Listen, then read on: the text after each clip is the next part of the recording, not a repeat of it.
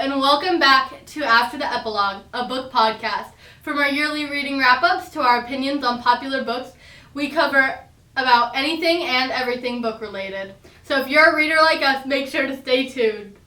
I'm Maddie. And I'm Maya, and we are your hosts. And today we are joined by... Avery. Today we are talking about book to movie or TV adaptations, as you might have read by the title of the episode.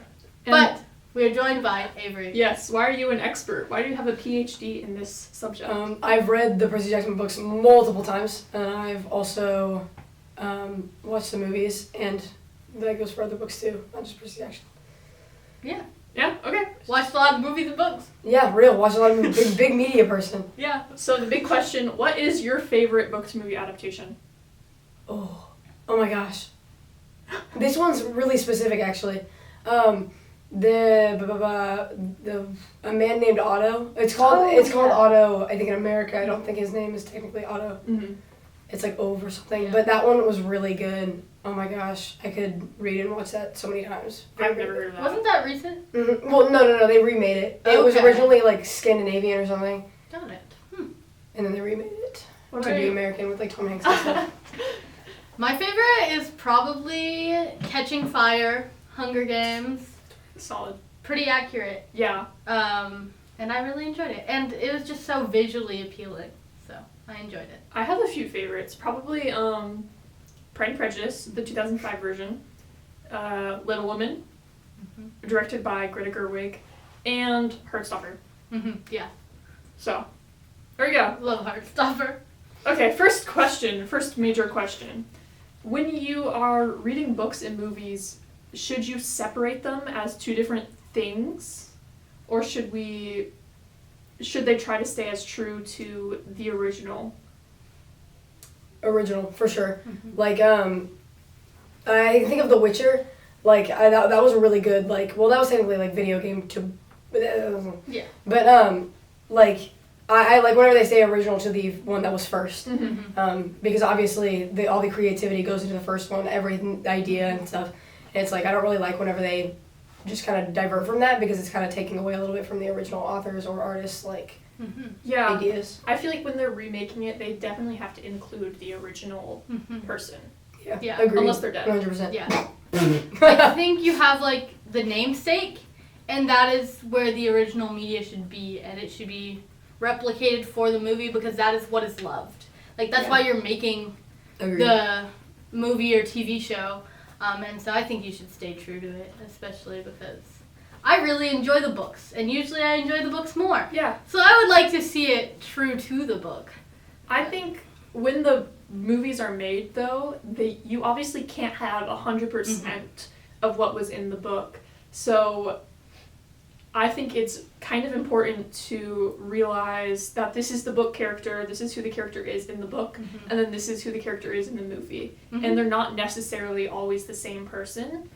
And especially because I know there's a bunch of directors nowadays that when they're translating a book into a movie, they try to make it a little different so it's exciting for the book readers, the people who have already read the books. So I do think there needs to be a little separation, but I do think they need to stay true to the original. One of the ones that I watched the movie for but didn't read, and my sister read it, was My Sister's Keeper, and it completely changed the ending.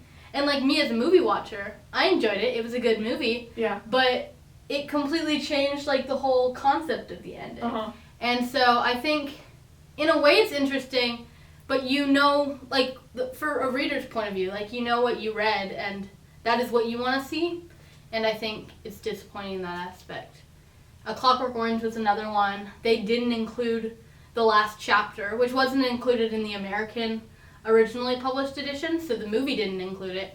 But that last chapter is so important to character development and the actual story and morality behind it and the purpose of the book.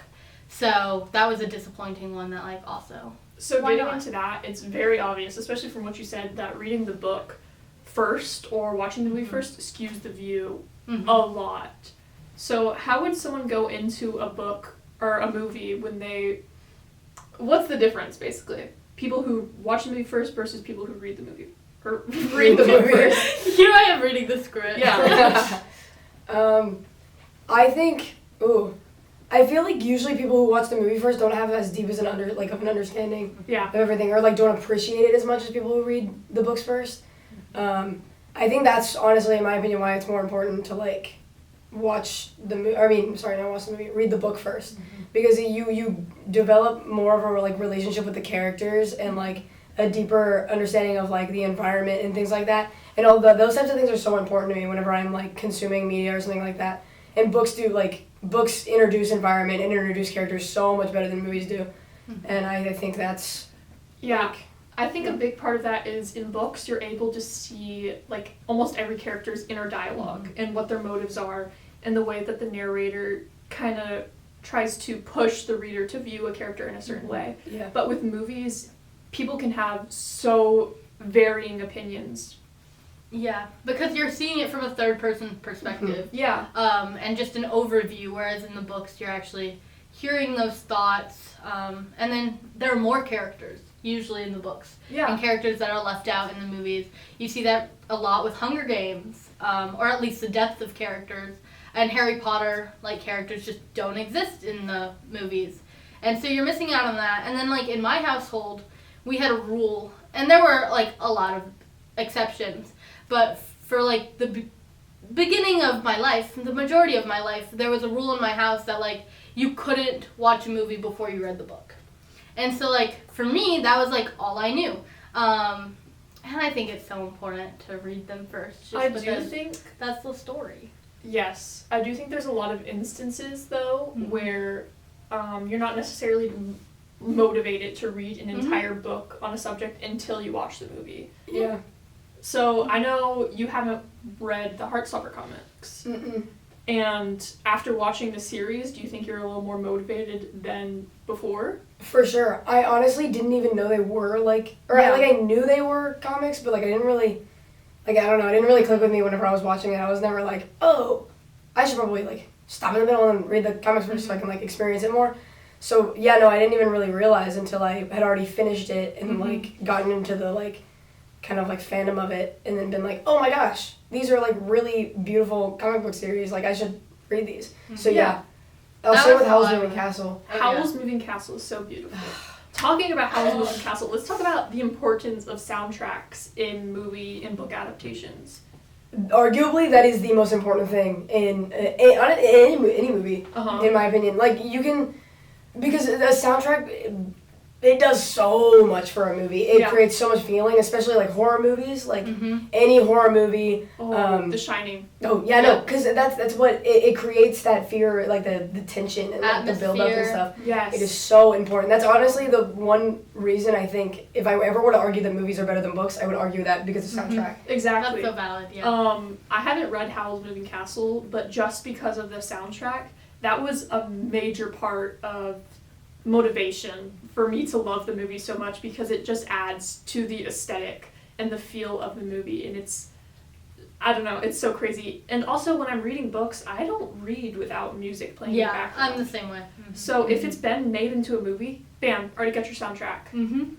Yeah, no, and also with Howl's Moving Castle specifically, that music is so well done. Like reading, because I've read the books. Or I've read the first book, there's other ones, but I've read the book that matches up with the movie, and it like, that music for the environment that's described in the book, it is perfect. It is spot on, and it's really honestly rare to get that with stuff. Studio Ghibli did very well with their music development in that movie. It's beautiful. Another important thing, casting. So I know there's been tons of movies, like, for example, The Hunger Games. Katniss in the book is described as a small, like, tiny, olive-skinned, black-haired character, and obviously when the director decided to cast Jennifer Lawrence, they knew they were taking a jump on that. But I do think that since Jennifer Lawrence played the role so well, that it was okay. But in other instances, I don't think so at all. Harry Potter was another one. Like, Daniel Radcliffe doesn't have green eyes, but that is a huge thing in the story. Like, he has his mother's eyes. And so, but, like, you ignore it because They're eventually, actors. first of all, you can't find someone who you may be able to, but it's very hard to find someone who is perfect to play the role and looks like the character. But ultimately, I don't think it matters. I'm going to mention Percy Jackson, specifically the movies first, and then we're going to go into the TV show. Okay. This completely is different ones. Yeah. Oh my gosh. The movies casting, terrible, awful, garbage, no, terrible. And that's not the common thing. Everyone can agree on that. Because they're like 18. The ages, Let me jump in real quick. Okay. I thought the main character of Percy Jackson was Dylan O'Brien for a good, 10 years. Me too! Oh my gosh. It's because they look so similar. Yes! Oh my gosh. They look the exact same. Tell me different. No. But that casting was weird, and then Annabeth wasn't even blonde, and then Grover's hair was this was a personal thing for me. This wasn't really. This is kind of nitpicky, but Grover's hair. Whenever I read the books, I was like, okay, he's looser curled, more I can't really think of Wavy. Not really wavy, but just looser curls, more bouncy. Not because Grover's hair, the actor is 4C or something. I don't really know types of curls, so maybe wrong. But it's very, very tight curls. Yeah. And I did not imagine that at all. I am and I was like, what? I was so. It's such an intense thing. Yeah. Grover's my favorite. I don't know. Oh, that felt. It's just no, but that casting was terrible. But the TV show. Oh, I'm sorry. I'm so passionate about this. It completely different. That casting for that. The casting is so good. I'm so excited. I'm so excited. He was so good in the Adam Project. I know. The Adam Project. But I've seen a lot of controversy about casting a black person as Annabeth. Takes. I really like her casted, especially it's one of those scenarios where it's it doesn't technically fit the book character version, but the way I've seen her as an actor, I think that she's gonna be awesome. Yeah. And I think it's gonna be one of those things that's just gonna be looked over. Especially, have y'all seen her hair? Yeah. Yes. Okay. I do I think unless it's a huge, major part about a character, they should cast more on acting ability. Yeah. Agreed. Agreed. And you see it in a ton of movies. Mm-hmm. And I think it's perfect. I think based on the character's chemistry and the cast chemistry and how well they're able to portray the character matters so much more than their appearance. So I think Annabeth and Walker were the perfect fit. I agree. The three of them, their chemistry is awesome. Yes. They're the best friends. So I know, I love the photos. I was so hyped when that came out. Yeah, I was same. Have you guys seen the trailer? It's gonna be so good. I'm so excited. Yeah. Another great casting one was Heartstopper. Of course. And they were very accurate visually and acting wise. Which is a that blessing. one is also important though because they're comics originally, so it's hard if you cast them look wise very different because you've seen them before. Mm-hmm. So that one, it's one of those ones where it's you couldn't have done an Annabeth situation, or you could have, but it would have been harder to. It would have been harder for people to latch onto because you've already seen the characters. Yeah. But Annabeth is she's just words, so you never actually technically see her. So that's actually they a really did good point. such a good job on casting based off acting skill, age, and looks, and I think it was worth the wait. And it was the cast. The casting was good representation. Yes. And even the whole crew of Heartstopper. Majority of them are part of the LGBTQ community, and which is so important. Yeah, I agree. That one, casting might be my favorite. Okay, I was talking about how vibe matches better. I think that also plays in with are they LGBT? Are they a woman, for example? It's not even representation, but if it's so much a big part of a character's identity, I think it's very crucial that understanding the struggles. Yes, I think it's very crucial that you don't hire a straight person to play a gay person. Yes, I agree 100%. And then also hiring non-trans actors or actresses to play trans characters. That is one of my biggest pet peeves. I hate it because it's you're taking the biggest part of them and you're giving it to someone who doesn't understand anything. This being queer, as in sexuality wise, that one you can act really well because there are a lot of actors and actresses who have acted amazingly even though they are straight. Yeah. But for me personally, being trans is such a different thing, and it's so much like deeper and like brain-wise it's so different. It's very hard to cast a cis actress or actor for those roles, and it takes away so much representation too. And the actor can obviously play the role better because they have been through the experience, they know. Okay, yeah. Covering that, what's next? Is consuming both the like book and movie important?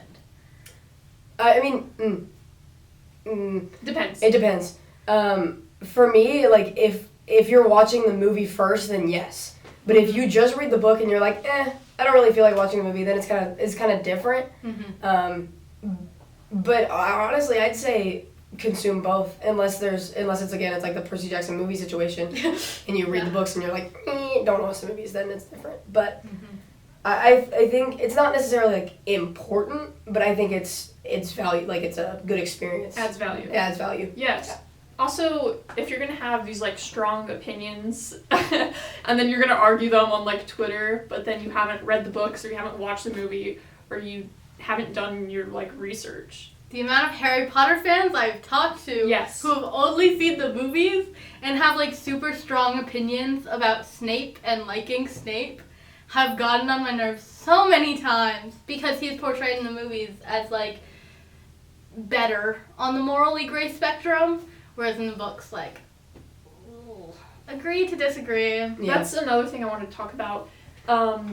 There are some books that shouldn't be made into movies because of their morally gray characters, in my opinion. Because it's harder to see a bad person in real life and think, oh, they're just misunderstood. They don't people don't understand, because you look at a bad person and you think that's a bad person.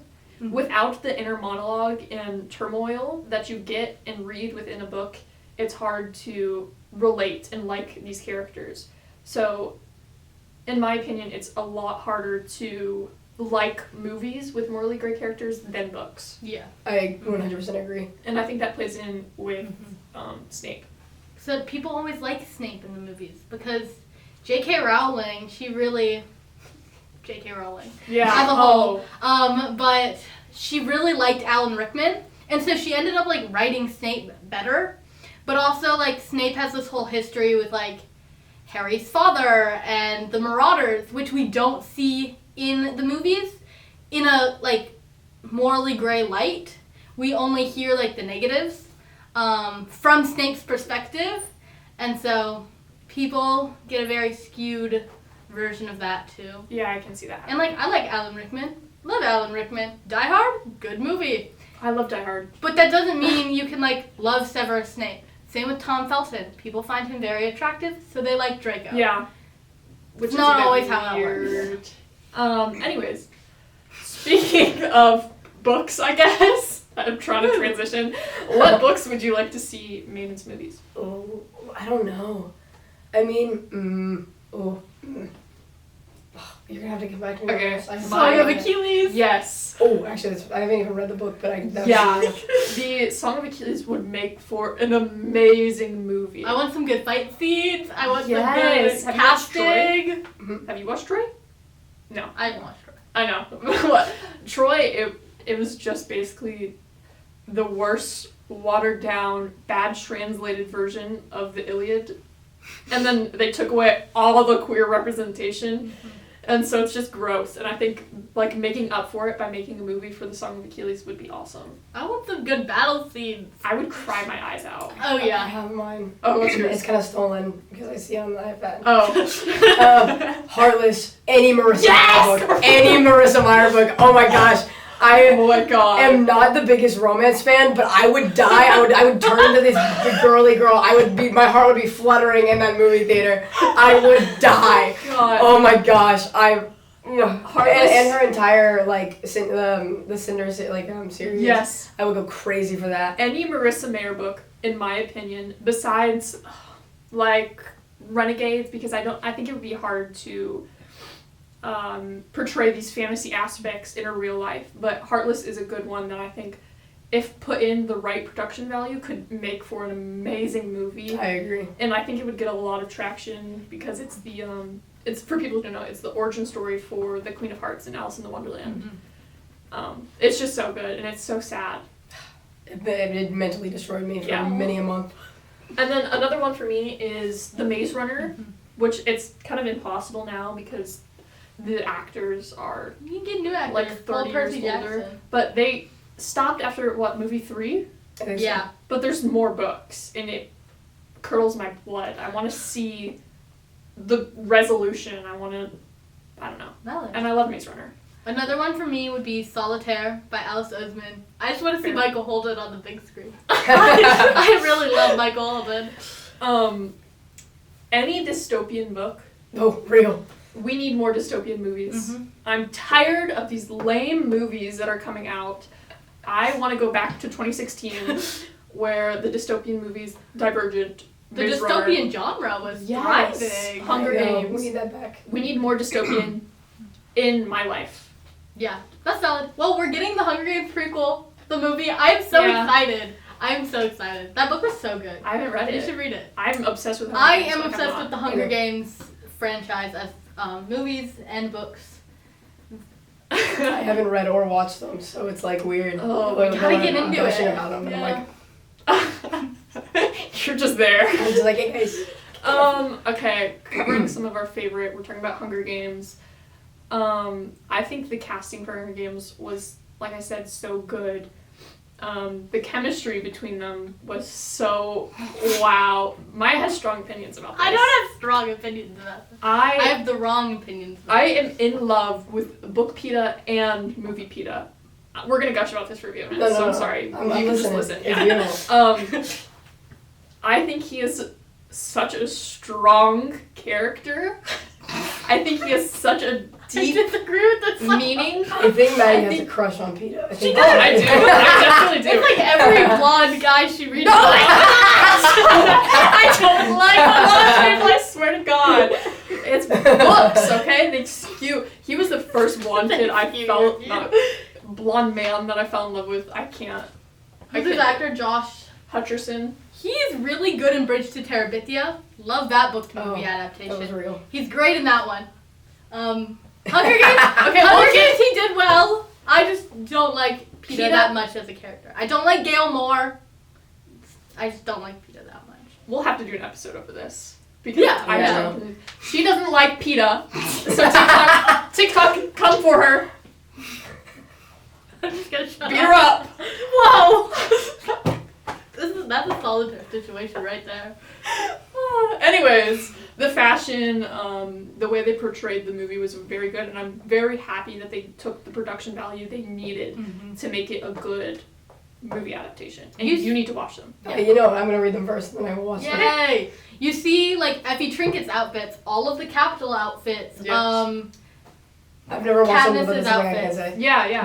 The outfits in it are beautiful. Yes. They're so good. Oh my gosh. And then, It's just very visually appealing. The games? Like, the games look good. It is Hunger Games? yeah. 10 out of 10. Great movie. Mwah, mwah. And the Adaptation. adaptation was good. Book to movie adaptation. I do think you have to appreciate the characters as two separate people because it's very different being able to hear Katniss's inner monologue in the books, and it's so clear that she's like subconsciously in love with PETA, but in the movies she's no interest. There's no chemistry in the first cave scene, that's about it. Yeah. There's not very much chemistry besides that until you get to the later movies where we see that she does actually have this adaptation attachment to him. It's just hidden. Adapted to She just him. hides. Yeah. I do like the books better though. Oh, books for sure. Yeah. And then, Catching Fire, the movie, though, I will rewatch that all day, every day. it's a good movie. Another movie is Little Women. Had amazing casting. Timothy Chalamet's like one of his first big movies, Florence Pugh. There was a lot. Emma Watson. Oh, Emma! I completely forgot. Love Emma Watson. Another Greta Gerwig. What am I thinking? It was very faithful to the book. I loved the way they made the flashbacks, because it made it not into this like kind of silly romance story, but it had a deeper level to it. And I really enjoyed that they were kind of faithful to the deeper meaning instead of just trying to market it as like this big chick flick. And Little Women is such an important novel for people to read. One of those classics that's just necessary to the world. And it did a good job of like bringing that to a more modern audience and a younger audience. And I felt that was really important. Another big movie that lots of book readers love is The Pride and Prejudice 2005. We haven't seen it yet. Yeah, I'm throwing shade. Yeah. I love Elizabeth Bennet. I hate the people who are like, oh, it's just, it's a chick flick, it's a romance, when it was such a crucial classic, especially when she wrote it, because it has women rights, feminism. Yay, women! It was such a big advocate for that. And I liked, people are gonna hate me, I liked the movie better because of the soundtrack, I think. Make or break right there. Yes. So beautiful. The way they portrayed the dancing scenes was amazing, and it added, usually in books you get this monologue that you can't get in movies, but the way the actors were able to portray it on their faces and through the cinematography is so beautiful that I think that the movie is better. Nice. Same with me. That was me with Howl's Moving Castle. Yeah, yeah. The movie was better in my opinion, mainly because of art style and soundtrack. Uh-huh. And also it's a kid's book, so it doesn't really have a lot of inner monologue. It's very like, deep or anything, but soundtrack. And then Heartstopper. Yeah. I love Alice Oseman. Yeah, just a good hyperfixation, representation. Mm-hmm. Honestly, literally the best casting I've ever seen in any Me too. adaptation ever. Almost scene for scene. There are a few ones that are like Elle outing Nick and Charlie to Tao. Yeah. Things that were added that I don't really see why they were necessary. There were a lot of necessary changes, though. Yes. Like, I think the removal of Alid as a character, I think that was necessary because After I want to reading- see a Radio Silence. movie. Yeah. I want to see that as a movie. But like after reading Radio Silence, I'm just very confused about their friendship as a whole. So I don't know. I like Isaac. Me too. I like the addition of Isaac. Imogen really gets on my nerves. I'm so I don't sorry. hate her, but I don't love her. She bothers me. I feel there's going to be a necessary plot with her. I trust Alice Oseman fully. So I assume there's a reason she's there. Yeah. But who knows? I hope we get all 5 of the graphic novels in the show. I hope so too. You are in for a real one with season 2. Season 2 is gonna be crazy. I want to read them. I just think Do it. a big part of season 2 was Tao not knowing and Charlie being able to tell Tao. And so I'm very curious to where that's going. But I think Heartstopper is going to do it really well with adding what is necessary to the world. I also like how they brought Alice Oseman on as like a director. She's the writer. And That's what I was about to mention. I was like, her involvement in this is so crucial. Yes, it's so big. Yeah, it's perfect. If we could do this with every single book to movie adaptation, the world would be fixed. For real. We would live, you know the meme where it's like a society if. Yeah. It's like, like that. Modern. And they have a good way of like bridging the comics to the show by adding like the art and little leaves. Oh, yes, the little leaves. The little animations. It's done so well. That is all. Alice Oseman lovers here. Literally. Moving on to another author that we don't love so much. J.K. That we Rowling. hate. Yeah, no hate. I was like, yeah. She sucks. Anyway, Harry Potter. The first 2 were done really well. Very accurate, the first 2 movies, which is interesting because Chris Columbus had a main part in, like, I think he was the director. He might have been the producer. But he also had a big part in the Percy Jackson movies. Oh. So the differences between the first 2 Percy Jackson movies and Harry Potter movies is very interesting, but J.K. Rowling was also really involved in the making of the first 2 movies. That's why, honestly. And then they went through so many different directors. The fourth one, which we have sitting up here, didn't even read the book. He just skimmed it. So we get really loose as it goes on. That's terrible. But it was nice to see those characters in all of them, and yeah, it was nice to see it on the screen, and I enjoy, like, I can't spend all the time to reread every Harry Potter book all the time, but I can sit down for a movie every once in a while. Yeah. So that is why I like movies so much, because you can still enjoy it more often. Snape portrayal was a problem for me. Draco fan base came out of the movies. I'm a firm believer. No, it 100% did. Yeah. Because they were like, ooh, pretty guy, and movie pretty guy. Yes. And that's why people love him so much, because of the movies, and I think that's why. Because in the books, he's so... Yeah. He's I know so he would annoying. commit, like, 13 hate crimes. He has. No. He definitely has. Definitely has. He has. So I get, like, finding him attractive, younger him. Because, okay, morally great character, that's my go-to. Like, real. I get it. That's so He's not blonde. He has white hair, okay? He has white hair. Difference. Definitely blonde. Platinum blonde. Get a load of this guy. Get a load of this guy. I've always been more of a Harry girl and a Ron girl. Oh, Ron. I love Ron. The twins. Oh. Weasley twins. I'm Sorry, that's always been me. I'm a big fan of classical clowns. I'm really deep into the Marauders fandom. Oh. So all See, of the I Marauders. don't know. No, that's actually kind of real. I'm not very deep into it, but the I'm Marauders so deep into are it so bad. I've COVID seen was the bad. fan cast. Me too. Fan cast are pretty. No, the fan cast range crazily. Some of them are like, well, Marauders. You don't really get a good description of them because you do in the books. You get a decent I haven't read view the of books. So. Bluebird, read the books. But it's left out in the movies, which is so disappointing. I know, that could have added so much. Yeah, no, it definitely would have added so much. I would like to see an official Marauders movie.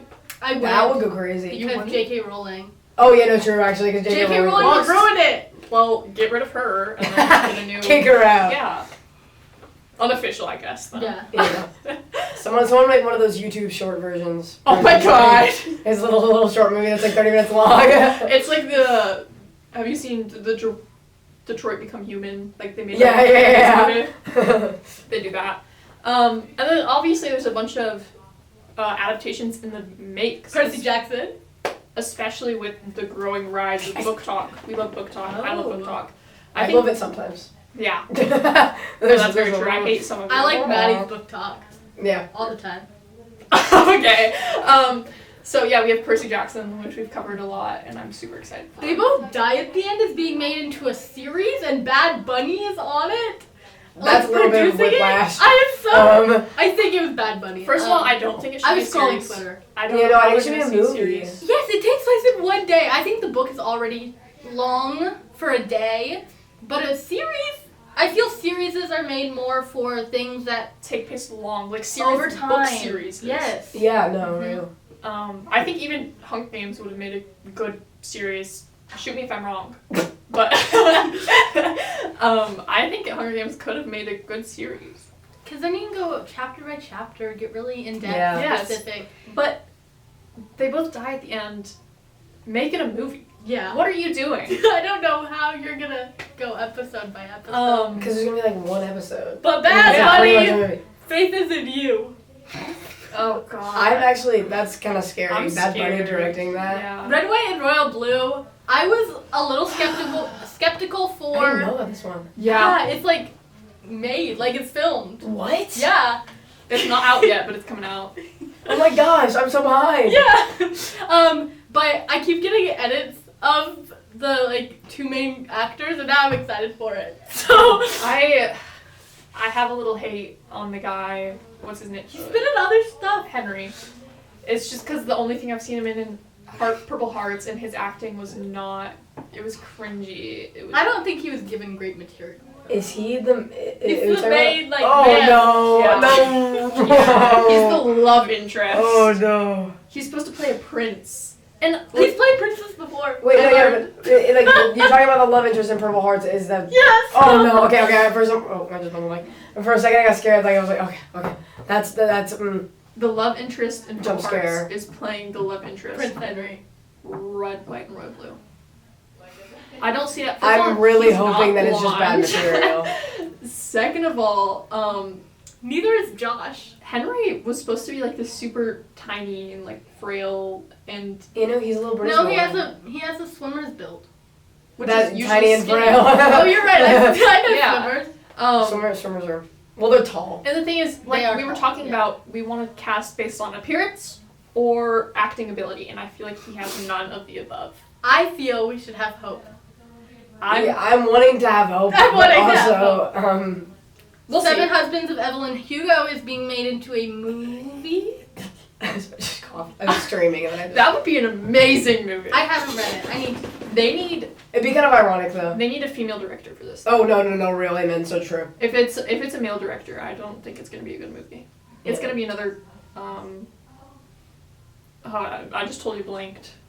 There was a movie. Solid. It'd be pretty easy to make into a movie too, considering like how the book is like formatted and the fact that it's like there's not really a lot of inner monologue considering, or like there is, but like it'd be easy to just like tell because Evelyn Hugo is like narrating. Yeah. So it'd be easy to like put into the movie. It'd be like literally just have her narrating her life. They could do like a Little Woman situation where they have the flashbacks to Evelyn's life and then Yeah. go to Monica. Is that her name? Mm-hmm. Yeah, and then have Monica's life in front. One thing I am worried about for Red, White, and Royal Blue is the email.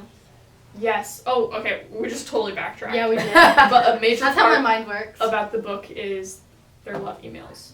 Mm-hmm. So that's gonna be My weird. parents don't love emails. I figured that out the other day. That's cute though. That's cutesy. It's Anyways. kind of funny. Yeah. Shared that. No, I know, because you mentioned love emails, and I was like, That's cute though. Aw. That is cute. it's kind of funny. They have them printed out somewhere in my house. I can go search for them. I just think texting in general, because like Heartstopper, we see it. Yeah. Heartstopper It's is texting hard well. to- like, a little bit. yeah. Yes. Because they were like actually texting and then you read the bubbles. Yeah. And it they was did, cute. like, they were able to show, especially Nick's feelings, like him staring out the window when he's talking to his Mhm. mom, him being flustered, like, Mhm. Nick Nelson as a character was portrayed so well, and so was the texting. And Yeah. I feel like we already know that Heartstopper is good, so. Yeah. Hopefully they do a very similar 10 out of thing. 10. Yeah, for And Red, Red, White, and White, Royal Blue. Blue. If they do that, I hadn't thought about, like, mixing the emails, like, text message, maybe. Yeah. Yeah. Yeah, That'd be have it to better. where it just It'd be cute. It across wouldn't the be little screen. better, but it would be So much It would better work. than like an over like narration. yeah. Because you don't Like a have lot of voiceover. reading I it, just and really then- hope there isn't a narration. That would be so bad. Can you imagine just like, hello, I miss your butt. Because they talk about that a lot. I may actually cry if, Yeah. if that's the case. I hope it's just like a little thing you get to read and stuff. Yeah. That'd be awful. Oh god. Anyways. Thanks for listening to this episode of After the Epilogue. Check out our Instagram, which is After the Epilogue Podcast, and our Twitter, After Epilogue MM. And check out Maddie's Twitter for update. My TikTok.